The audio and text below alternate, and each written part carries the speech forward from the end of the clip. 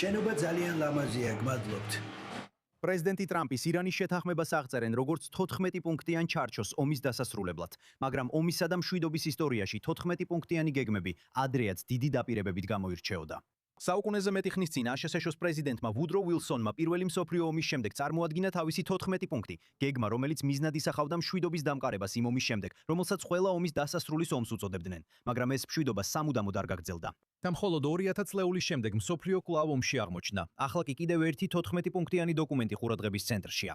ამჯერად ეს არის გაჟონილი ურთიერთგაგების მემორანდუმი აშშ-სა და ირანს შორის, რომელსაც აშშ-ს ოფიციალური პირები ამცირებენ და აცხადებენ, რომ ტექსტი სრულად არ ასახავს კულისებში მიღწეულ ფარულ შეთანხმებებს. და რაც მთავარია, ეს საბოლოო შეთანხმება არ არის.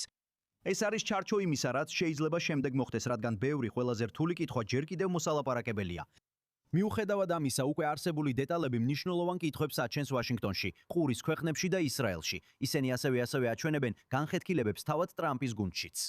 მოხსენებების მიხედვით აშშ-ში სახელმწიფო მდივანმა მარკო რუბიომ და თავდაცვის მინისტრმა პიტ ჰექსეტმა ორივემ დასვეს კითხვები მემორანდუმთან დაკავშირებით, ხოლო ცენტრალური სადაზვერვო სააგენტოს დირექტორმა ჯონ რატკლიფმა ასევე წარმოადგინა დაზვერვის ინფორმაცია, რომელიც ეჭქვეშ აყენებს ირანის განზრახვებს. ამავე დროს ვიცე-პრეზიდენტი ჯეი-დი ვანსი და აშშ-ში სპეციალური წარმომადგენელი სტივ ვიტკოფი იმ პირებს შორის არიან, რომლებიც დიპლომატიურ ძალისხმევას უჭერენ მხარს. პირველი მთავარი საკითხი არის პირველი პუნქტი. გაჟონილი ტექსტის მიხედვით აშშ-შო ირანი და მათი მოკავშირეები მიმდინარე ომში ყველა ფრონტზე, მათ შორის ლიბანში, დაუყოვნებლივ და სამუდამოდ გამოაცხადებენ საბრძოლო მოქმედებების შეწყვეტას. ეს ფორმულირება მნიშვნელოვანია, რადგან მიუხედავად იმისა, რომ ისრაელი პროექტში სახელწოდებით არ არის ნახსენები, ლიბანი ნახსენებია, რაც ნიშნავს, რომ შეთანხმება შეიძლება პირდაპირ შეეხოს ისრაელ-ჰეზბოლას ფრონტს, ისე რომ ისრაელი პირდაპირ არ იყოს მოხსენიებული შეთანხმების მხარეთ. შემდეგი მთავარი ნაწილი ჰორმუზის სრუტეს ეხება. მეოთხე პუნქტის მიხედვით აშშ-შო მოხსნის ირანის პორტებზე საზღვაო ბლოკადას და აიღებს ვალდებულებას, რომ საბოლოო შეთანხმებიდან 20 დღის განმავლობაში გაიყვანს ძალებს მიმდებარე ტერიტორიებიდან. მეხუთე პუნქტი ამბობს, რომ ირანი იქნება პასუხისგებელი ნაღმების მოხსნაზე და საზღვაო მიმოსვლის ტექნიკური ბარიერების გაწმენდაზე. ეს სრუტეს კვლავ გახსნის, მაგრამ ამასთან ერთად სერიოზულ შეშფოთებასაც იწვევს. თუ ირანი იქნება ნაღმების გაუნებელყოფაზე პასუხისმგებელი, თეირანს ექნება მნიშვნელოვანი გავლენა იმაზე, როდის, როგორ და რომელი მარშრუტებით განახლდება კომერციული მიმოსვლა სრულად. როგორც უცხებია, მემორანდუმი კვლავ გახსნის ჰორმუზის სრუტის სანავიგაციო გზას. და ეს საშუალებას მისცემს ისეთ ქვეყნებს, როგორიცაა ყატარი, კვლავ მიაწოდონ ენერგია მსოფლიოს და შეამციროს ჰორმუზის სრუტის დახურმის ტვირთი საერთაშორისო ენერგეტიკულ ბაზრებს. შემდეგ მოდის ფული. მეექვსე პუნქტში ნათქვამია, რომ აშშ-ში რეგიონულ პარტნიორებთან ერთად შექმნის ირანის რეაბილიტაციისა და ეკონომიკური განვითარების გეგმას, რომლის დაფინანსება იქნება მინიმუმ 300 მილიარდი დოლარი.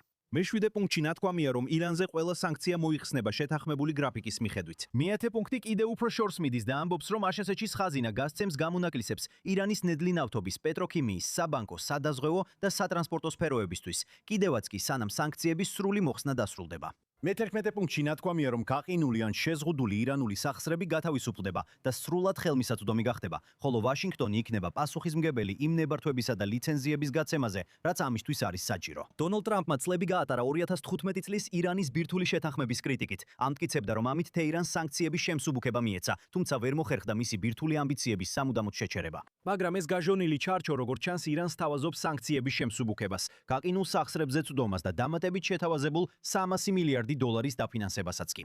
ამ განსხვავებამ ახლა კრიტიკა გამოიწვია როგორც დემოკრატების, ასევე რესპუბლიკელების მხრიდან და გავრცელებული ინფორმაციით თვით ადმინისტრაციაშიც კი. მე ვფიქრობ, რომ ეს სამშვიდობო შეთანხმება შეიძლება ფაქტობრივად დანებებას ნიშნავდეს და პრეზიდენტი ძალიან არ არის მზად, რომ ეს საჯაროდ გამოაცხადოს. ის უნდა, რომ ეს რაც შეიძლება დიდხანს საიდუმლოდ შეინახოს. ბირთვული ნაწილი ასევე იპყრობს ყურადღებას. მერვე პუნქტში ნათქვამია, რომ ირანი კიდევ ერთხელ ადასტურებს, რომ არასოდეს აწარმოებს ბირთვულ იარაღს, რაც თეირანის პოზიცია ომამდეც იყო. მეცხრე პუნქტში ნათქვამია, რომ ორივე მხარე შეინარჩუნებს ბირთვულ სტატუს კოს საბოლოო შეთანხმებამდე. ირანი ინარჩუნებს თავის მიმდინარე ბირთვულ პროგრამას, ხოლო აშშ-შო თანხდება, რომ არ დააწესებს ახალ სანქციებს და არ გააძლიერებს თავის რეგიონულ ძალებს. მხარდამჭერები ამბობენ, რომ ეს ქმნის დიპლომატიისთვის სივრცეს. კრიტიკოსები ამბობენ, რომ ეს ირანის არსებულ შესაძლებლობებს ძირითადად უცვლელად ტოვებს. დარწმუნებული ვარ, რომ პრეზიდენტი ტრამპი ცუდ შეთანხმებას არ მოაწერს ხელს. მემორანდუმი, როგორც ვიცე-პრეზიდენტმა და ადმინისტრაციამ აღწერეს, ძალიან პერსპექტიულად ჩანს. პრეზიდენტმა ტრამპმა კი მიანიშნა, რომ მზად არის შეთანხმება კონგრესს გადაუგზავნოს. ამაზე არასდროს მიფიქრია? არასდროსაც კი მიფიქრია, მაგრამ ეხლა ვიფიქრებ. კონგრესს გადაუგზავნე. იდეა მომწონს. ამ ეტაპზე თეთრი სახლი ცდილობს გაჟონილი ტექსტი დააშოროს იმ რეალურ ვალდებულებებს, რომელთა შესახებაც კულისებში მიმდინარეობს მოლაპარაკებები. ეხლა მთავარი კითხვაა, გადაიქცევა თუ არა 14 პუნქტიანი ჩარჩო გრძელვადიან სამშვიდობო გეგმად, თუ ეს იქნება კიდევ ერთი დოკუმენტი, რომლის დაპირებებსაც რეალობა თითქმის მაშინვე გამოცდის. თუმცა ბოლო რამდენიმე საათში დონალდ ტრამპმა ცოტა შეცვალა თავისი პოზიცია და განაცხადა, რომ შეთანხმება მიუხედავად იმისა, რომ ხელმოწერილია, საბოლოო არ არის. მოусმინეთ, რას ამბობს ის. ეს შესანიშნავი შეთანხმებაა ბევრი მიზეზის გამო, მაგრამ მთავარი უპირველეს ყოვლისა არის ის, რომ 99.9%-ით მათ არასოდეს ეკნებათ ბირთვული იარავი. და ირანს ბირთვული იარავი არ უნდა მისცე. არა, ეს საბოლოო არ არის.